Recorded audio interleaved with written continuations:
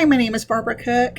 I work here at Jacksonville State University as the Senior Lead Advisor for the College of Arts and Humanities under the Division of Student Success. I am a grandmother of six, 5 boys and 1 girl. Very ecstatic to be their Meemaw. I have a passion for travel that I share with my husband. We travel a lot, and which helps that we are both history professors as well. He's a professor in the history department. I'm an adjunct.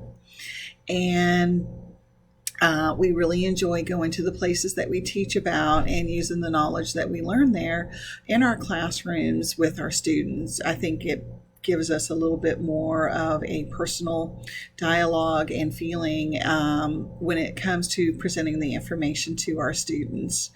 I probably still would be traveling even if I wasn't teaching history because I do love it so much.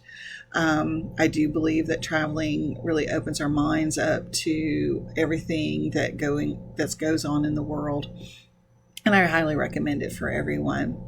I look forward to seeing all of your videos, introducing yourselves as well, and getting to know each one of you. Here's to a great semester.